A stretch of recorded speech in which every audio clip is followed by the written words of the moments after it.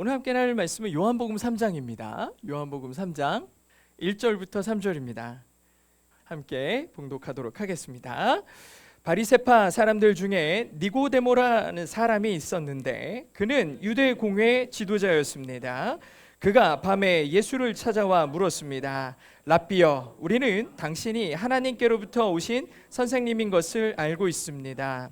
하나님께서 함께 하시지 않는다면 선생님이 행하신 그런 표적들을 아무도 행할 수 없기 때문입니다. 예수께서 그에게 이렇게 말씀하셨습니다. 내가 진실로 진실로 네게 말한다. 누구든지 다시 태어나지 않으면 하나님 나라를 볼 수 없다. 아멘. 오늘은 다시 태어나지 않으면 이라는 말씀의 제목으로 함께 은혜를 나누도록 하겠습니다. 자, 개역개정 성경에서는 거듭난다라고 표현했는데 우리말 성경에는 다시 태어난다라고 써놨어요. 그래서 원래 제목을 당연하게 거듭나지 않으면 이렇게 써놨는데 오늘 본문을 보니까 다시 태어나지 않으면이에요. 우리가 거듭난다는 말도 많이 쓰고 그 이전에는 중생한다라는 말도 썼거든요. 중하면은 다시라는 뜻으로 다시 살아난다, 다시 태어난다. 이게 다 똑같은 말입니다. 그러니까 중생, 거듭남, 다시 태어남이 같은 뜻이라는 것을 머릿속에 넣고 다시 태어나지 않으면이라는 말씀의 제목으로 함께 은혜를 나누도록 하겠습니다. 오늘 읽은 성경 말씀에 보면 한 사람이 나오는데 니고데모라는 사람이 나옵니다. 니고데모. 이 사람에 대해서 성경은 바리새인이라고 했고 유대인의 지도자라고 그랬어요. 바리새인이고 유대인의 지도자다. 근데 이 니고데모가 밤중에 예수님을 만나러 옵니다. 밤중에 예수님을 만나러 왔어요. 진리를 알고 싶은 마음에 예수님하고 얘기를 한번 나누고 싶었던 거예요. 하지만 사람들의 눈을 피해서 밤중에 왔어요. 아니 왜 밤중에 왔지? 사람들이 기적을 일으킬 땐 다 낮에 예수님이 기적을 일으켰는데 이 사람은 밤중에 찾아왔어요. 당시 유대인, 특히 유대인의 지도자들은 예수님에 대해서 되게 적대적이었습니다. 그래가지고 예수님을 어떻게 해서든지 누명을 씌우고 예수님을 공격하려고 했는데 그러한 분위기에서 예수님과 아주 우호적인 만남을 유대의 지도자가 갖는다는 건 쉽지 않았을 거예요. 그러니까 몰래 예수님을 만나러 왔어요. 이런 모습으로 볼 때 니고데모는 그런 위험을 감수하고도 예수님을 만나고 싶을 만큼 호기심도 강했고 예수님을 너무너무 보고 싶었던 게 틀림없죠. 예수님을 궁금해했어요. 도대체 예수님이 누구야? 그러니까 위험을 무릅쓰고 왔겠죠. 저는 여러분들도 오늘 이 예배의 자리에 오실 때 이런 마음이 있었으면 좋겠어요. 예수님이 궁금했으면 좋겠어요. 예배의 자리에 왔지만 내가 교회 다닌다고 하니까 그리스도인이라고 하니까 예배는 드려야 되겠지라는 의무감 아니라 예수님이 늘 궁금했으면 좋겠어요. 그분에 대해서 그분을 만났으면 좋겠어요. 예수님의 말씀 듣기를 갈망했으면 좋겠습니다. 그냥 이 시간이 허비되거나 낭비되지 않았으면 좋겠어요. 오늘도 예배 가운데 삶의 변화를 경험할 수 있기를 축복합니다. 니고데모는 바리새인이었고 유대인의 지도자였습니다. 하지만 우리는 이 사람이 유대인이든 유대인의 지도자였든 별로 궁금하지 않아요. 과연 이 사람이 그리스도인으로 어떻게 했지? 라는 게 되게 궁금해져야 돼요. 왜냐하면 우리가 그리스도인이잖아요. 우리가 그리스도인이기 때문에 니고데모가 그리스도인으로 어떻게 살았느냐를 궁금해할 줄 알아야 됩니다. 말씀은 항상 우리를 비추는 거울과 같습니다. 성경 말씀은 우리 영혼의 거울과 같아요. 오늘 설교를 준비를 하면서 제가 니고데모라는 사람을 이렇게 연구해 보니까 니고데모가 우리하고 너무 닮아 있어요. 어떤 면이 우리하고 닮아 있었을까 생각을 해보니까 무엇보다 가장 우리와 닮은 부분은 예수님과의 거리에 있었습니다. 예수님과의 거리에 있어요. 니고데모는 예수님과 적당한 거리를 두고 예수님을 따랐고 믿었습니다. 적당했어요. 요한복음에 니고데모는 총 3번 나옵니다.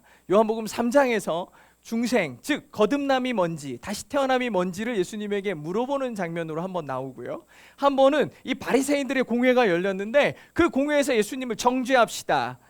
저 사람이 틀렸다고, 예수님이 이상한 사람이라고 우리가 정죄합시다. 그럴 때 갑자기 이 니고데모가 아니요, 예수님을 정죄하는 건 안 돼요 라고 예수님 편을 드는 7장이 한 번 있고요. 마지막에 예수님이 십자가에 달려 돌아가시고 난 다음에 그 시체를 처리할 때 예수님의 시체를 가져오는 사람이 이 니고데모였어요. 그렇게 총 3번이 니고데모가 나옵니다. 분명히 이러한 모습들을 볼 때 니고데모는 예수님을 좋아했어요. 그리고 예수님 편에 있었어요. 하지만 놀랍게도 이렇게 예수님을 좋아했던 이 모습이었지만 예수님에게 가까이 다가가지는 않았어요. 예수님께 가까이 가지는 않았습니다. 물론 그의 현실적인 위치가 예수님께 도저히 가까이 다가가기에 어렵다라는 현실이 있을 수 있어요. 이해할 수 있어요. 그렇지만 너무나 놀랍게도 이런 니고데모의 모습이 우리 안에도 얼마든지 있다라는 걸 발견하게 됩니다. 사실 저희 교회는 저희 교회의 구성상 특징이 인원이 많지 않잖아요. 그러니까 뭘 해도 다 같이 웬만하면 해야 돼요. 웬만하면. 지난주에 저희가 영상을 찍지 않았습니까? 영상 찍자 그러니까 다 줄로 세워가지고 막 영상을 찍었잖아요. 저 같으면 엄청 귀찮을 것 같아요. 또 나오라 그래 막 이러고 또 나가야 돼 막 이러면서 되게 유명해진 배우처럼 귀찮게 하기도 하고 이럴 것 같은데 안 그러더라고요. 다 줄로 서서 함께 영상도 찍어요. 저희가 지지난주에는 옥상에서 같이 고기를 꺼 먹었는데 그렇게 되면은 누군가는 계속 앉아서 빈둥거리는 사람이 있을 거 아니에요. 근데 그런 사람이 거의 없어요. 누군가는 음료수 사러 막 달려가고 누군가는 야채를 또 깨끗이 씻고 짐을 나르고 그러면서 옥상에 올라가서 함께 다 파티를 열고 다 먹은 다음에 또 열심히 치우고 다 각자 주어진 일들을 감당을 해요. 저희가 선교나 비전 트립을 가면은 20-30명씩 가지 않아요. 어차피 인원도 그 정도 안 되고 그래서 한 10명 정도 막 최소 인원으로 가죠. 쉴 틈이 없어요. 이거 너무 좋지 않아요? 저는 쉴 틈이 없는 게 좋아요. 다 각자의 아무도 잉여가 되지 않도록 하는데 최선을 다합니다. 비록 주어진 일이 사소하더라도 그런 사소한 일도 누군가는 해야 되는데 그 일을 기꺼이 감당하며 그 참여함이 기쁨이 되어가는 거죠. 이게 참 좋습니다. 꼭 찬양팀이나 직분을 맡아 섬기지 않아도 각자의 자리에서 각자에게 주어진 그 일들에 최선을 다하고 있는 모습이죠. 이건 물론 작은 교회이기 때문에 사실 어디 숨을 수 없어서 그럴 수도 있어요. 숨으려면 교회를 안 나와야 되잖아. 그죠? 교회를 안 나와야 숨겨져. 이게 참 부작용이에요. 그래가지고 저희 교회는 다 일하고 있습니다. 눈치가 보일 거예요 아마. 그래서 이제 너무나 안타깝게도 요즘에 작은 교회에 출석하기를 꺼려하는 사람들이 점점 많아지고 있어요. 코로나 이후로 크기나 규모가 애매한 교회는 성도들이 썰물처럼 많이 빠져나가고 대형 교회로의 쏠림 현상이 더욱더 선명해지고 있다고 합니다. 이유는 간단하죠. 일정한 거리를 두기가 좋은 거예요. 거리를 두기가 좋아요. 조용히 교회 다닐 수 있기 때문이죠. 사람들과 애써 친해지지 않아도 되고 출석에 대해서 귀찮게 하지도 않아요. 아이러니컬하지만 저희 교회도 여러분들을 귀찮게 하지는 않아요. 그렇다고 결코 무관심한 건 아닙니다. 여러분 위해서 다 기도하고 있어요. 그거 싫어하는 걸 알기 때문에 잘 안 하는 것뿐이지 정말 열심히 여러분들의 이름을 놓고 또 처음 오셨지만 그 이름을 알고 그렇다면은 기도하고 있어요. 그러니까 여기는 교회가 너무 썰렁한데 이렇게 하지 않으셔도 됩니다.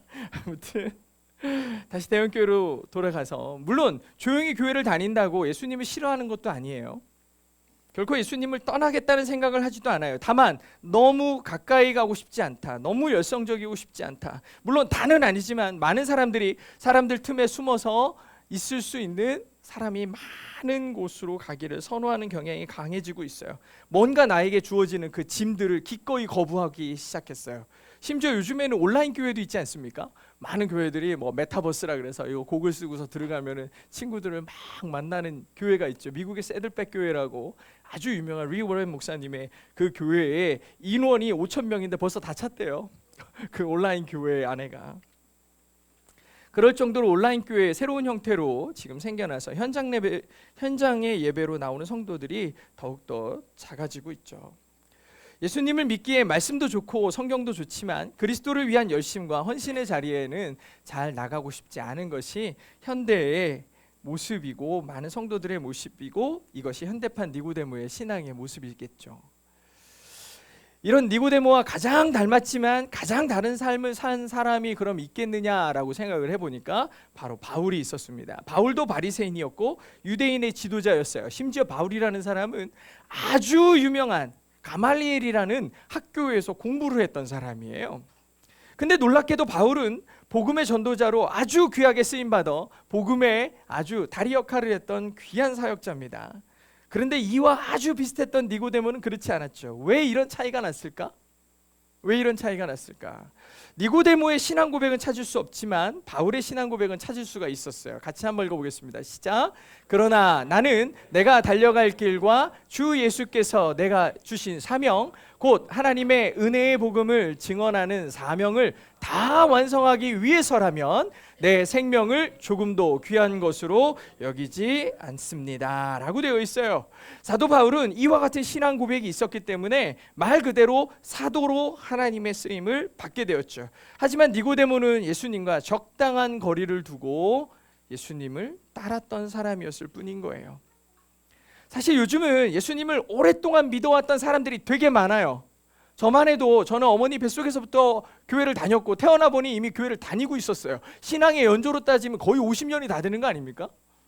나이가 나왔군요. 하여튼 50년이 다 되고 있지 않나요? 신앙생활 50년 정도 했으면은 진짜 막 나이 써야 돼요. 십자가 보면 눈물이 막 쏟아져야 되겠고 예수님을 믿는 그 감격이 막 안에서 충만해야 될 것 같아요. 우리 여기 지금 보면은 원튼 원치 않든 태어나면서부터 신앙생활을 시작한 모태신앙들이 꽤 있어요.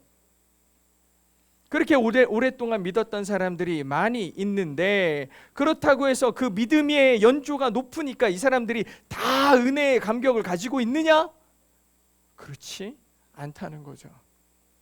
그럼 몰라서 안 믿느냐? 아니, 어려서부터 주일학교부터 시작해가지고 이렇게 교회에 한번 올 때마다 대략 들었던 것도 다 기억하고 있어가지고 아는 건 엄청 많이 알아요. 하지만 그 아는 것이 그들의 삶의 은혜로 작동하지 않아요. 작동하지 않아요. 정말 안타까운 일입니다. 어쩌면 우리는 모두 니고데모나 바울과 같은 신앙의 출발선상에 여전히 대기하고 있는 상태일 수 있어요. 이제 우리는 출발해야 되는데 어느 길로 갈 거냐? 니고데모처럼 갈 거냐? 바울과 같이 갈 거냐를 선택하는 그 자리에 서 있는 거일 수 있어요. 그건 나이에 많고 적음과는 상관이 없어요. 우리가 여전히 삶을 살고 있다면 우리는 언제든지 니고데모의 길로 갈지 사도 바울의 길로 갈지를 결정하기를 촉구받고 있죠. 진심으로 바라옵고 원하옵기는 사도 바울과 같이 뜨거운 신앙의 길로 가서 하나님의 은혜 안에 거할 수 있기를 축복합니다. 그리스도인의 삶은 반드시 은혜가 필요해요. 오늘 말씀에서 보듯이 예수님께서 니고데모를 보자마자 뭐라고 하셨냐? 너 다시 태어나야 되겠다라고 얘기하시잖아요. 보자마자 하시는 말씀이 너 다시 태어나야 되겠다라고 하신 이유는 그에게 변화가 꼭 필요했기 때문이에요. 꼭 변화되어야 했기 때문이에요. 예수님과 적당한 거리에 떨어져 있는 신앙이 아니라 주님과의 그 친밀함, 가까움을 통해 예수님으로 살게 되는 그리스도인이 되기를, 그리스도로 호흡하기를 소망하는 그런 그리스도인이 되기를 예수님은 니고데모에게 바라셨던 거예요. 그게 교회의 부흥이에요. 사람이 많아지는 것, 건물이 나이스하게 세워지는 것이 부흥이 아니라 진정하게 변화되는 예수로 다시 태어나는 사람들이 회복되는 것, 많아지는 것이 교회의 부흥이고 하나님 나라의 확장인 것입니다. 니고데모는 2절에서 그가 밤에 예수를 찾아와 물었습니다. 랍비여, 선생님이여, 우리는 당신이 하나님께로부터 오신 선생님인 것을 잘 알고 있어요. 하나님께서 함께 하시지 않으면 선생님이 행하시는 그런 표적들을 아무도 행할 수 없기 때문이지요 라고 얘기해요. 니고데모가 예수님을 찾아온 이유를 여기다 써놓은 거예요. 니고데모가 예수님을 찾아왔는데 이유가 뭐냐? 표적 때문이라 그랬어요. 선생님이 행하신 그런 표적들은 보통 사람들은 못하는 거잖아요. 그러면서 예수님에게 딱 얘기를 하고 있어요. 즉 니고데모가 여기 찾아온 건 표적인데, 표적이 한글에서 이렇게 표적이라고 써놓으니까 좀 어려워 보이는데 NIV 성경에는 miraculous sign이라고 표시되어 있어요. 사인은 간판 같은 거잖아요. 킹제임스 버전에는 miracles라고 써 있어요. miracles, 기적들. 기적적인 표시들이 일어났고 기적들이 일어났다. 즉 여기서 표적이라는 건 기적을 말하는 거예요. 니고데모는 이 기적들이 일반 사람들은 할 수 있는 게 아니고 자세히 생각해 보니까 하나님이 당신을 보내신 게 분명한 것은 이 놀라운 기적을 행하시는 거 보니까 그렇네요. 이 얘기는 뭐예요? 그 표적이 궁금하다는 얘기예요. 예수님께 한 번 정도 나에게도 보여달라고 하는 얘기인 거죠. 그래서 궁금해서 찾아왔다고 예수님에게 말합니다. 지난주 목요일 날 네팔에서 현지인 목회자 부부가 저희 교회에 오셨어요.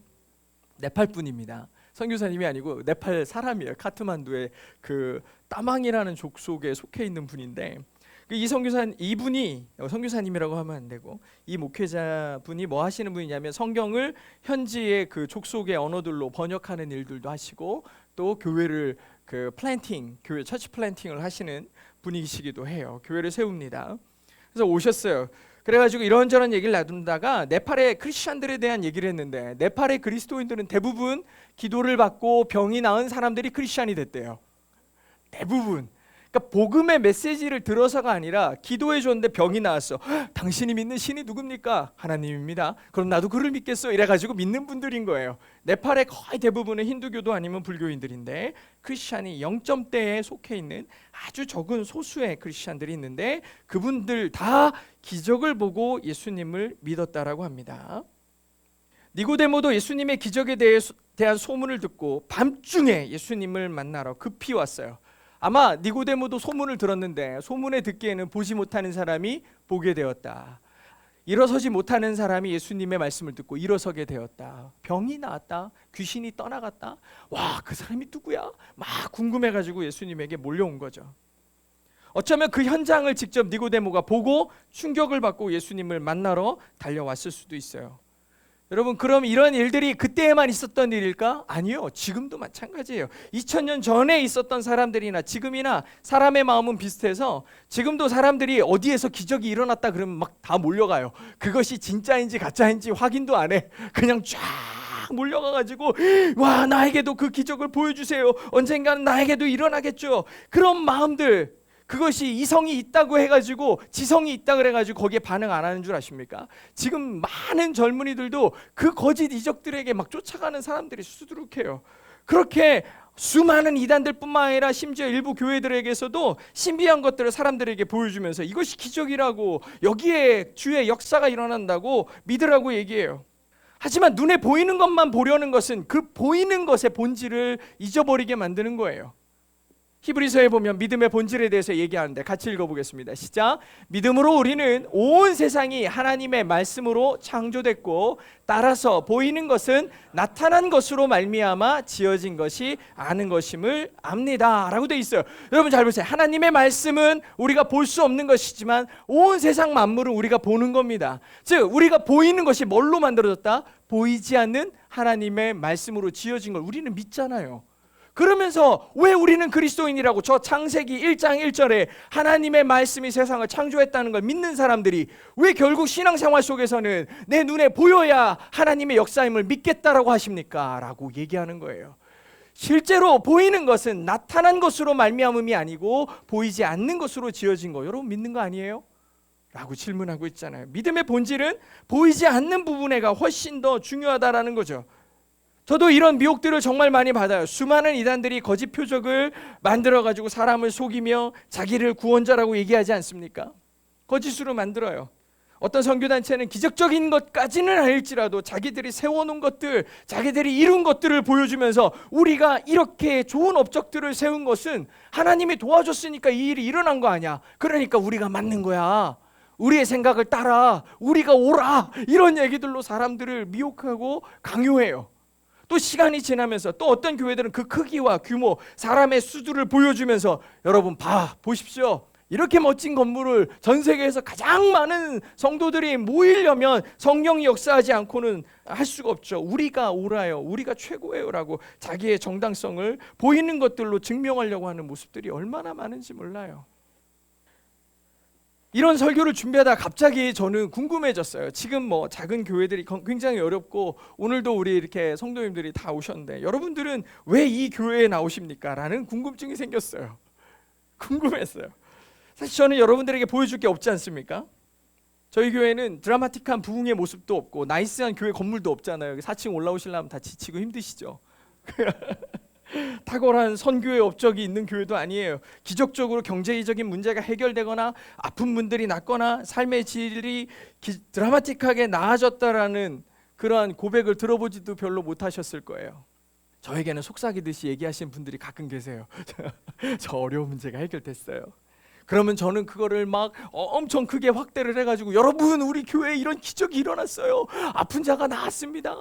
문제가 해결됐습니다. 막 이래야 되는데 여러분 그거 한 번도 못 들어봤죠. 제가 한 번도 얘기를 또 안 하니까. 놀라운 일이에요. 제가 얘기하는 우리 교회의 가장 큰 기적은 월세를 한 번도 빌리지 않은 거예요. 이게 기적 아닙니까? 저에게는 그 정도밖에 없어요. 이런 것들을 앞세워서 사람들에게 여길로 모여야 여러분의 병이 낫고 여길로만 와야 여러분의 경제적인 문제가 해결됩니다라고 얘기하지 않아요. 이런 식으로 별로 기대할 것 없는 교회인데 지금 우리는 함께 예배하고 있습니다. 여러분들의 기대가 뭐냐? 저는 이게 되게 궁금했어요. 기대가 뻔한 곳도 있어요. 근데 우리 교회는 별로 진짜 기대할 게 없는데 여기 와서 함께 예배하고 있어요. 그래서 저는 여러분들에게 권면하기를, 지금까지 여러분들이 예수를 믿고 교회를 다니는 목적이 무엇이었든 이제부터라도 여러분의 예배의 이유가 영적인 것이 되기를 축복합니다. 표적을 보고 싶어하는 니고데모의 말에 예수님께서 3절에서 뭐라고 대답하셨느냐?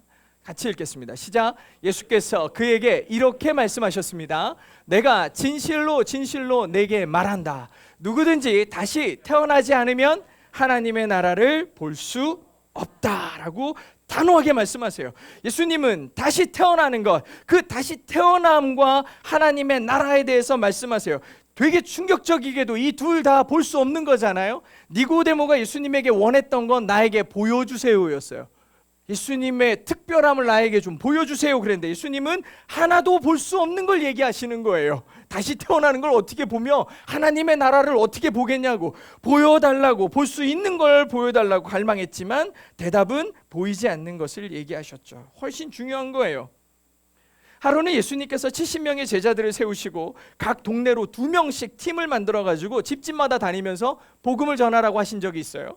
이 사람들이 다 집집마다 다니면서 복음을 전하고 다 돌아온 다음에 하는 말이 뭐냐면, 예수님 귀신들이요 예수님의 이름만 얘기했는데 막 다 고꾸라지고 막 다 도망가고 병이 났고 막 난리가 났어요. 완전 신기해요 막 그래요. 그러니까 예수님이 제자들에게 뭐라고 하시는지를 잘 봐야 돼요. 뭐라고 말씀하시느냐, 같이 읽어볼게요. 시작. 예수께서 말씀하셨습니다. 사탄이 하늘에서 번개처럼 떨어지는 것을 내가 보았다. 보라, 내가 너희에게 뱀과 전갈을 밟고 원수의 모든 능력을 이길 권세를 주었으니 그 어떤 것도 너희를 해치지 못할 것이다. 그 다음이 중요한데, 시작. 그러나 귀신들이 복종하는 것을 기뻐하지 말고 너희의 이름이 하늘에 기록된 것을 기뻐하라. 아멘. 예수님의 말씀의 결론은 제자들의 기쁨을 애써 없애버리진 않았어요. 그렇지, 놀랍지, 하나님의 역사가 특별하시지. 근데 진짜 중요한 게 뭔지 알아? 진짜 중요한 게 뭔지 알아? 귀신들이 항복하는 것 때문에 기뻐하지 말고 너희들의 이름이, 우리의 이름이 하늘에 기록된 것으로 기뻐하기를 바란다 라고 얘기하시는 거예요. 이게 아주 특별하다는 거야. 하지만 우리는 이것 역시도 확인할 수가 없어요. 우리가 뭐 잠깐 꿈에서 올라가서 하나님 책 좀 펴주세요, 제 이름이 가나다 순으로 있는지, 이거 확인하자는 거 아니잖아요. 우리가 볼 수 없는 거예요. 그럼에도 그로 인해 기뻐하라고 예수님이 당부하시는 거예요. 그 기쁨이 하나님 나라의 기쁨이고 다시 태어난 사람만이 느낄 수 있는 감격이라는 걸 강조하고 계세요.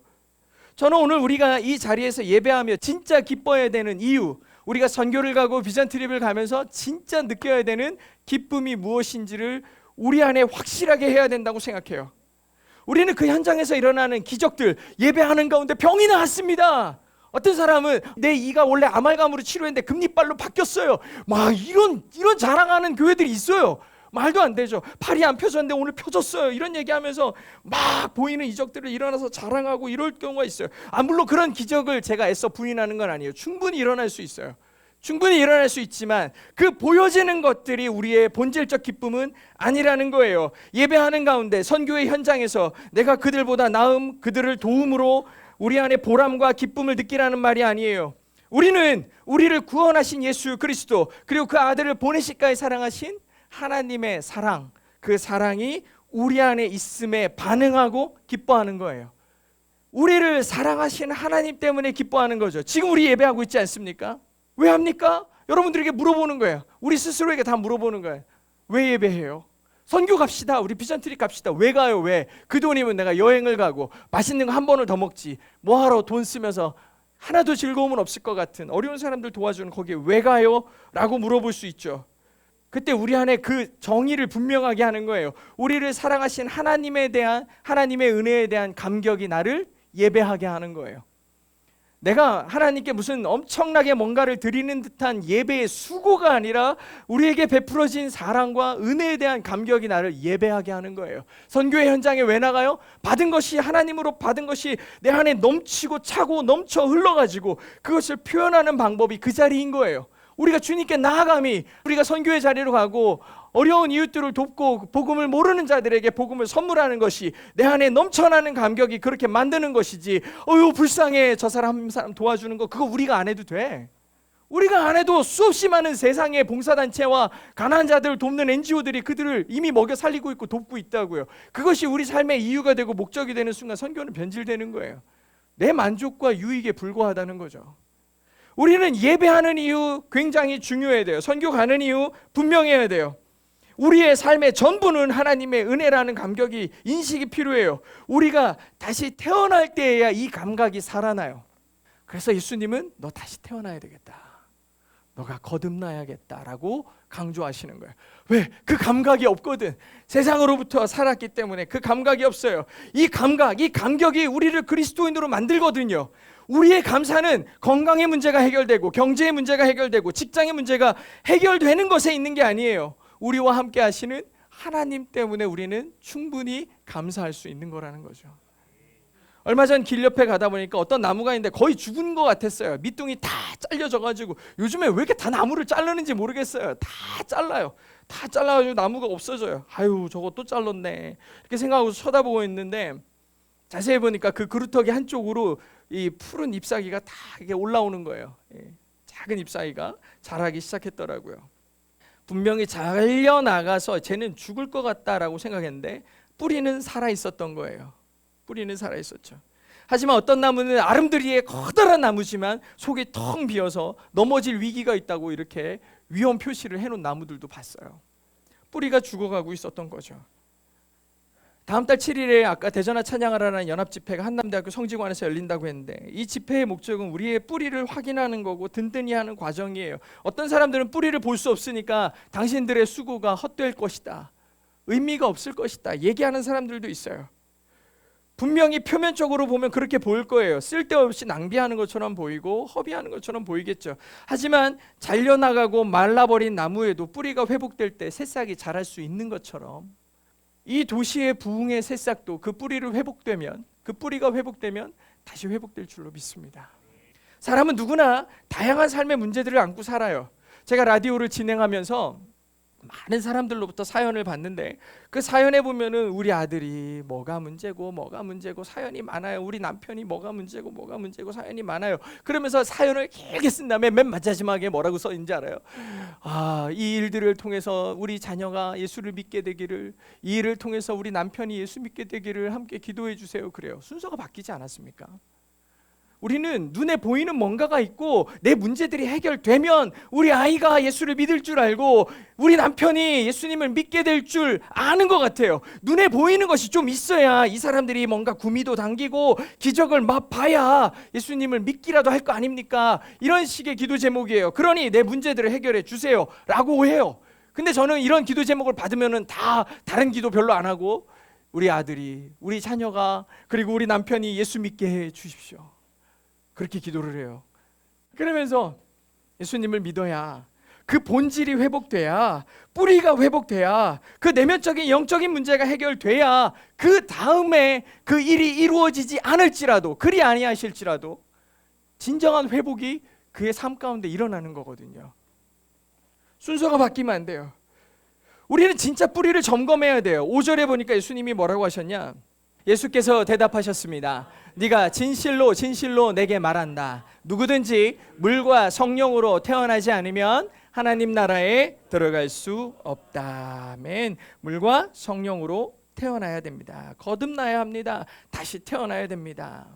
다시 태어난다라는 건 존재의 변화를 얘기하는 거예요. 육신의 부모를 거절하라는 게 아니에요. 부인하라는 게 아니에요. 예수님의 말씀은 우리의 영적인 아버지가 하나님이심을 알아라라고 얘기하는 겁니다. 태어남은 부모가 있는 거죠. 아버지가 있는 거예요. 우리 하나님이 너의 영적인 아버지이심을 알게 되는 것, 예수 그리스도를 통해 하나님을 아버지로 고백하는 그리스도의 하나님의 자녀가 되는 것, 그리스도에는 반드시 이 과정이 있어야 돼요. 다시 태어남, 하나님을 아버지로 고백하는, 이 진심으로 고백하는 아빠 아버지가 된다는 사실을 인식해야 돼요. 그래야 우리는 하나님의 나라가 아버지의 나라이고 내가 가야 될 본향임을 알게 돼요. 그리고 그 사실을 아는 순간부터 우리는 하나님의 나라를 이 순간에도 살기 시작합니다. 죽어서 가는 나라가 하나님 나라가 아니라 지금 이곳이 하나님의 나라임을 알게 되는 거죠. 사랑하는 성도 여러분, 여러분의 삶은 어떻습니까? 소망이 잘려나갔나요? 질병으로 고통스러울 수 있어요. 경제적인 문제로 힘든 시간을 보낼 수 있어요. 이런 모든 것들이 예수를 믿어 기적적으로 해결되길 다 바라실 겁니다. 하나님, 저 문제가 이렇게 많아요. 그런데 우리도 똑같이 니고데모처럼 예수님에게 달려가 표적을 좀 보여주세요, 제 문제들을 좀 해결해 주세요 라고 얘기할 때 예수님은 뭐라고 하셨다? 이 표적을 통해 이 사람의 문제를 해결하신 게 아니라 다시 태어나야 돼. 다시 태어나야 된다. 완전히 새롭게 되어야 된다. 예수님과 거리를 두었던 신앙의 모습을 제거하고 주의 말씀에 더 귀 기울여 보시기 바랍니다. 그리고 그럴 수 있는 기회들을 놓치지 마시기 바랍니다. 선교의 현장으로 가고 매주 드려지는 예배에 온전히 주님께 나오시기 바랍니다. 그 믿음으로 삶의 현장을 또 살아내 보는 거예요. 더욱 예배에 대해 갈급해 보는 거예요. 주의 말씀 듣기를 기뻐하고 기도하기를 주저하지 않는 사람이 되어 보는 거예요. 이게 변화된 삶의 방식이에요. 그렇게 삶의 본질, 그 뿌리를 새롭게 하는 그리스도인이 될 때 우리는 이미 하나님의 나라를 살 수 있게 되는 겁니다. 세상이 줄 수 없는 기쁨과 평안을 누리며 나아가는 여러분 되시기를 주의 이름으로 축복합니다. 오늘 말씀의 제목이 다시 태어나지 않으면입니다. 사실 니고데모는 예수님이 다시 태어나라고 그러니까 엄마 뱃속에 들어갔다 나오라고요? 이런 질문 우리 할 수 있잖아요. 그죠? 잘 모르면 충분히 그런 질문 할 수 있어요. 예. 그러한 설교들을 여러 번 했었기 때문에 오늘은 훨씬 더 이면적인 얘기들을 많이 나눴는데, 여러분 잘 우리가 예수 그리스도를 믿음이 무엇인지를 묵상해 봐야 돼요. 내가 예수를 믿는다는 게 무엇인가, 내가 예배함이 무엇인가에 대해서 깊은 고민 속에 다시 태어나기를 갈망하고 그리스도 안에 온전해지기를 소망하는 우리 모두가 되어야 될 줄로 믿습니다.